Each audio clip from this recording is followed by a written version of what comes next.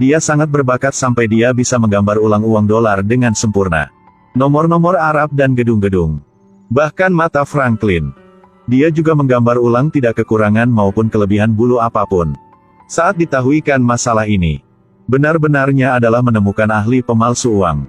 Amerika sudah mengeluarkan versi baru dolar. Beralih ke potret Franklin dan memperbesar nomor founder D sampai 50%. Ada banyak garis dan lebih rinci. Ada lebih 100 jenis tanda anti pemalsuan. Bahkan saat memakai printer yang memiliki resolusi tertinggi. Juga memiliki salah-salah dalam saat cetak. Penikmat-penikmat juga tahu di mana palsu atau asli. Kekurangan adalah tulisan di kerah Franklin. Sebenarnya mereka menggunakan teknik pencetakan tingkat tinggi. Jika tidak ada cara ini, gimana bisa mencegah uang palsu? Dan tentu saja, ketepatan dari foto yang digambar tangan Huangxi ini benar-benar dapat melampaui semua jenis printer di pasar. Selanjutnya adalah memecahkan masalah tanda air. Huangxi mengeluarkan lukisan terkenal. Master seni lukis China memiliki keterampilan yang sangat unik. Itulah tulisan tangan yang kuat. Gambar dibagi menjadi 3 lapis. Dan semua lapis akan saling mirip. Saat ini, tiba-tiba pelukis itu paham. Yang pertama, buatlah tanda air.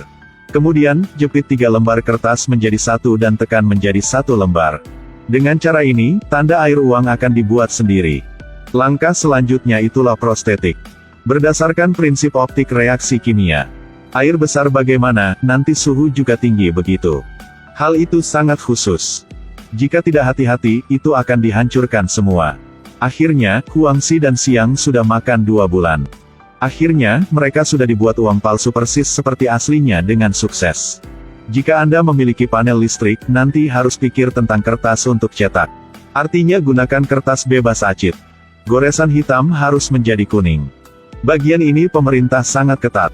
Tapi kertas bebas acid tiap tahun tidak produksi banyak. Semua dikirim ke ruang media untuk membuat buku alamat. Jadi pelukis itu harus menjadi orang cacat. Mengambil nama seorang dermawan. Dengan sukses membeli 500 ton kertas di biro media.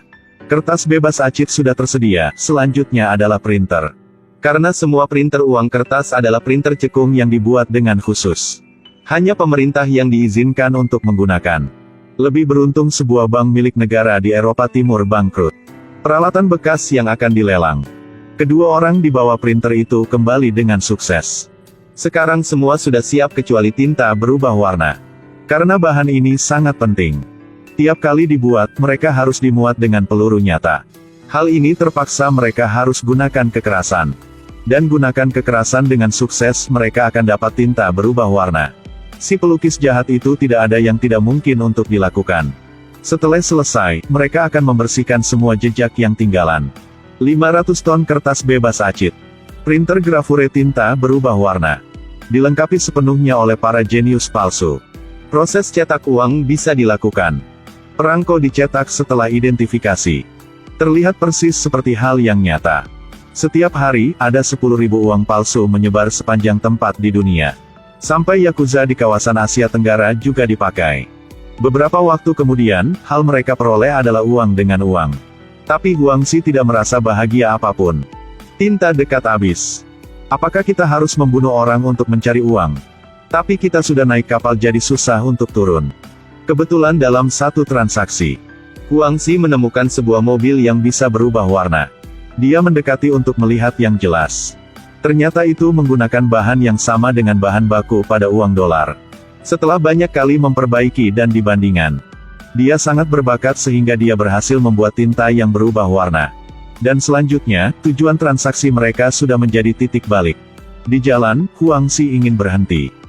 Pelukis tawa terbahak-bahak setuju. Dan memberikannya sebuah villa mewah. Ternyata, si pelukis sudah tahu. Kali transaksi ini pasti akan menjadi acara besar. Karena objek transaksi ialah seorang yang membunuh ayahnya pada 7 tahun yang lalu. Kedua pria di meja perundingan sama-sama memiliki pemikiran mereka sendiri. Seseorang yang ingin memiliki teknologi pencetakan uang.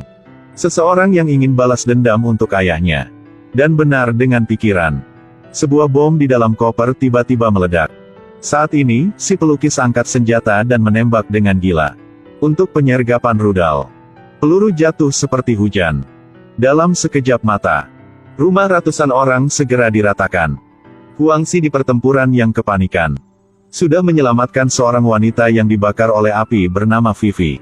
Kemudian, Huangxi sudah mencari dokter operasi lebih bagus untuk Vivi. Karena masalah ini, semua orang beristirahat di pulau kawasan segitiga emas selama setahun. Mereka mulai transaksi baru. Kali ini, pembeli adalah seorang pengusaha yang kaya. Janjian sebelumnya belum terlihat. Tapi dia dikenal oleh Paman Siang. Si pelukis dengan secara inheren skeptis berdiri dari jauh untuk melihat pengusaha. Hasilnya segera membatu. Ternyata dia masih ingat yang jelas. Dia pernah ketemu dengan seorang ini di toko barang antik di Kanada.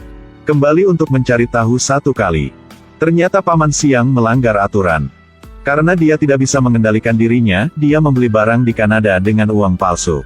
Ada aturan di mana-mana. Paman Siang sudah tahu dirinya sudah melanggar aturan. Bertekuk lutut untuk minta maaf. Tapi pelukis langsung menembak dia mati. Untuk menghindari masalah di masa depan. Pelukis sudah membakar seluruh pabrik. Di pihak ini, polisi yang tidak tahu identitasnya terungkap pergi ke tempat janji. Pelukis dengan jahat sudah menembak dia mati. Baiklah, satu orang mati lagi.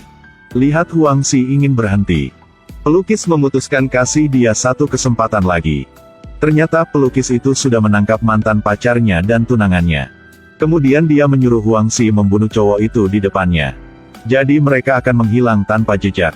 Tapi dengan seorang pengecut seperti Huangxi, kurang tahu mendapat berani dari mana. Berbalik ujung senjata ke pelukis. Saat ini, Vivi sedang mencinta Huangxi. Diambil senapan mesin ringan dan tembak dengan gila. Hasilnya kelompok pelukis sudah mati semua. Kemudian Huangxi dan Vivi mulai kehidupan tersembunyi. Tapi waktu yang indah tidak lama. Hari ini Huangxi membaca koran bahwa keluarga 5 orang Paman Siang sudah terbunuh. Hal ini terbukti pelukis belum mati. Kalau terus begini, pelukis pasti akan menyerang mantan pacarnya. Tapi ketika Huangxi dengan kecewa ingin pergi untuk menyelamatkan mantan pacarnya. Baru keluar rumah, dia sudah ditangkap oleh polisi. Menurut deskripsi Huangxi, polisi sudah menggambar potret pelukis. Ada kabari. Mantan pacarnya buru-buru datang untuk menjamin Huangxi. Saat dia tahu dia tidak terlihat oleh polisi. Huangxi selalu pengecut benar-benar terbuka. Alisnya kencang, suasananya menindas. Saat ini, pelukis memakai segaram polisi muncul di pintu masuk kantor polisi. Polisi-polisi datang untuk menangkapnya. Saat menemukan, semua polisi sudah kaget. Karena orang ini bukan pelukis. Ialah polisi nyata. Dia adalah mengemudi untuk Huangxi. Tapi sebelum dia masuk, Huangxi pikir semua rencana ini. Dan pelukis benar ialah Huangxi. Dia adalah seorang mencetak uang palsu. Dia sudah mandi darah untuk kawasan segitiga emas. Orang yang membunuh Paman Siang juga dia. Tapi dia sudah berbohong. Dan melemparkan semua kesalahan pada seseorang yang tidak ada. Pada waktu bersamaan, polisi sudah mendapat telepon. Ternyata mantan pacar Huangxi juga palsu. Setelah menyelamatkan Vivi di segitiga emas, Huangxi sudah minta dokter membuatnya terlihat seperti mantan pacarnya. Dan tentu saja saat polisi sampai hotel, mereka sudah tidak ada. Saat ini mereka sudah melari diri dan pergi ke laut. Arahkan saja perahu ke laut. Polisi juga tidak bisa menemukan mereka. Saat ini, tiba-tiba Vivi berhenti perahu. Dia tahu di dalam hati Huangxi hanya punya mantan pacar. Dirinya selalu pengganti. Karena benci, dia benar-benar mati hati. Saat polisi sampai, Vivi sudah meledak perahu. Karena hal ini saya akan berkata untuk Anda sebuah puisi. Lelaki jenius soal uang palsu. Ketemu dengan kesalahan. Kehidupan manis seperti madu. Tidak perlu berspekulasi untuk untung. Akhir.